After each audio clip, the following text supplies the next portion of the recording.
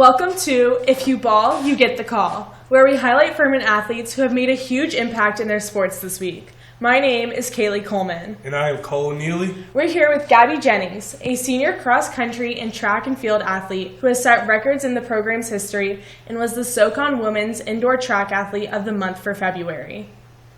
So first off, congratulations on your major accomplishments throughout your career so far.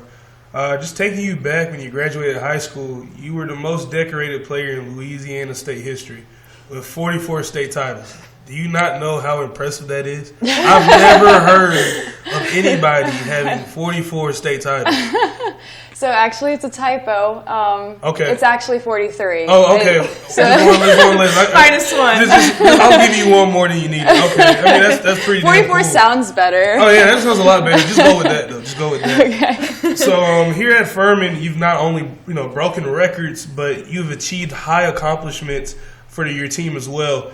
Was there any significant change between coming out of high school versus college level? I think doing things outside of running in high school, I was only running. My dad was my coach, so we just we only ran. That was the only thing that we did. But here we've got strength circuits and core and pool and all kinds of things to keep us fit and like well-rounded athletes. And getting on top of better sleep and just surrounding myself with, I think, better people. And for the kind of the people that don't know exactly the type of runner you are, can you just kind of give us a brief synopsis of who you are as a runner? I mean, so I'm from Louisiana. I grew up. My dad coached me. I am currently I guess I ran as an All-American in the fall cross-country season. Okay. That's when you finish top 40 at nationals out of 250 girls. And this past spring, I ran for the USA track and field team in Mexico, where I ran the steeplechase, which is my signature event. And then earlier in last June, I ran NCAA track and field championships, and I eventually ended up qualifying for the Olympic trials in that race. So in the prelim, actually, not in the final. I ran faster in the prelim than in the final, but it's okay. But yes, that's kind of where I am right now. Okay, that's cool. So coming off the SoCon championships last weekend, you made a 4-minute, 34-second mile time, which is so impressive. It not only established a new Paladin record, but also earned you a spot in the NCAA championships next weekend. What is your mindset as you enter the larger competition stage?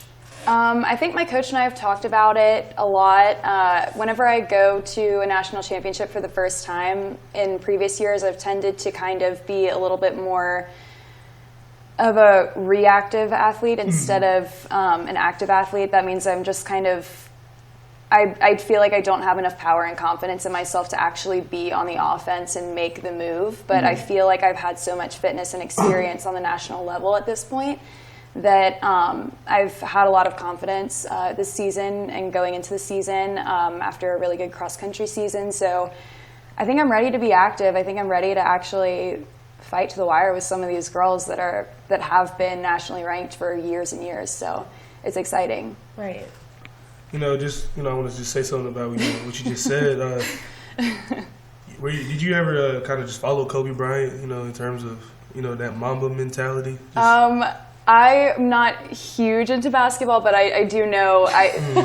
In the recent few months, I've heard a lot about it. Mamba mentality. Yes. Just show that killer instinct. You got that. So I like it. Let's kind of go back to just talking about your preparation and your training. You did mention that your dad coached you. In high school. You talked about how now in the college level, it's more core. Pool workout stuff like that. So. What exactly goes into the training and the preparation for cross-country and track runners leading up to meets? Can you kind of just walk us through that, that phase? So we typically have, throughout the week, we have 2 really hard workouts. We have a threshold workout on Tuesday, which is kind of more of a longer endurance workout. We normally do it on Swamp Rabbit. If you guys see us out there, say hi.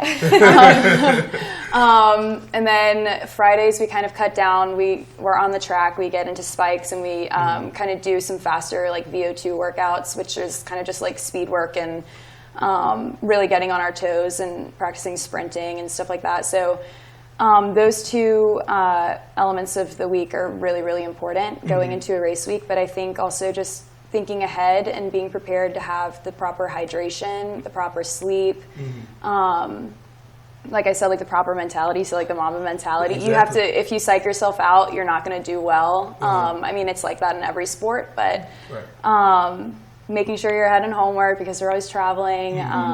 But it's the little things. My coach likes to say, eat right, sleep right, dress right. So with those three things, you're able to control what you can control, and whatever you can't control, just accept what you can control and roll with that. And if you can control as many things as you can control and you have good control over them, then you're bound to have a good race. It sounds like your coach got some wisdom. Behind Actually, speaking of your coaches, I know that they're highly respected, not only at the college level, but at high level too, including Team USA. I know your coach is coach for that. How has their knowledge and expertise influenced you and your teammates as runners? So I actually signed I signed to go to Furman, honestly, really because our head coach was an Olympian in the steeplechase, which is the event that I really wanted to target coming out of high school.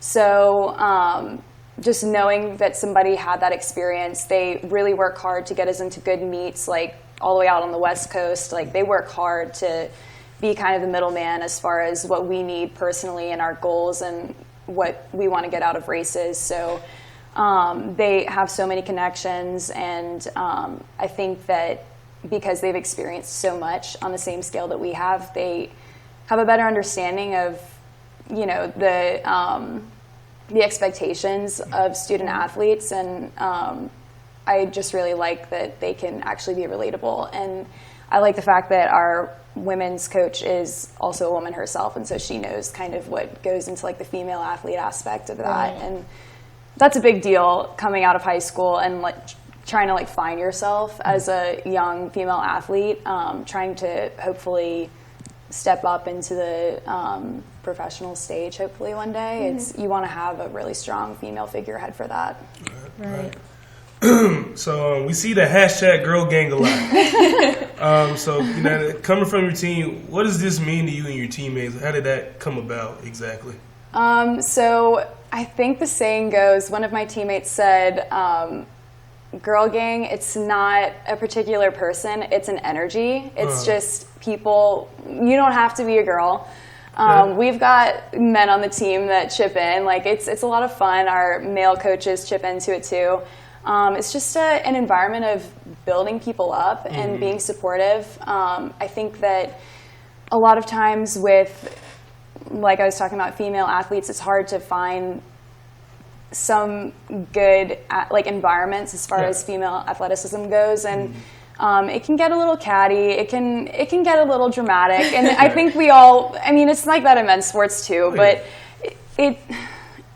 especially in women's sports, I think we have a tendency to compare ourselves to others. Right. And I really like that this is a program where everything is individualized and we all are cheering for each other with what we know the other person needs, and how just it's so.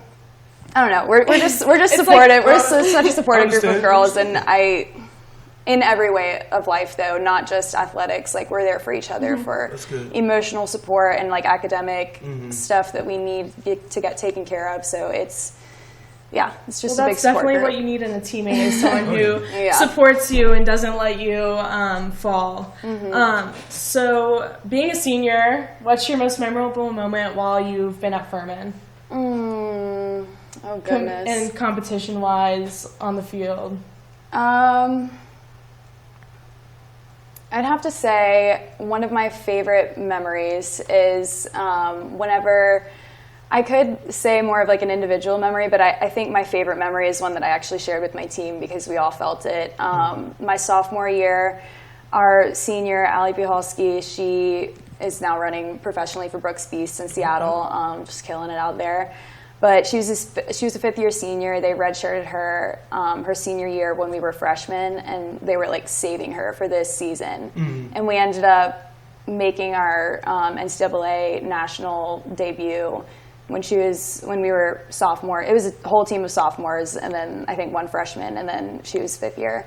And we got 7th as a team, and it was just like our first national showing like in program history, and we finished 7th in front of like stacked teams. I was like, wow. Whoa. That's amazing. It was so fun, and like just the whole situation leading up to it was just a lot of fun. Just the sky's the limit whenever it's kind of like your first time there, and you kind of just have to go with where the wind takes you, and sometimes it just takes you to really awesome new heights. So. Right. Yeah.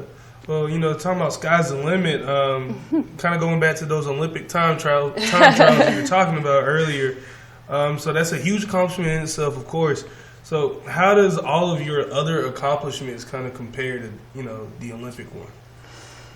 So if I'm being honest, I think that the Olympic trials was, I don't want to say that it was a mistake, but it was not in my mind at the time when I was running the prelim. My goal in the race that I ran that time in was really to just make it to the final. Okay.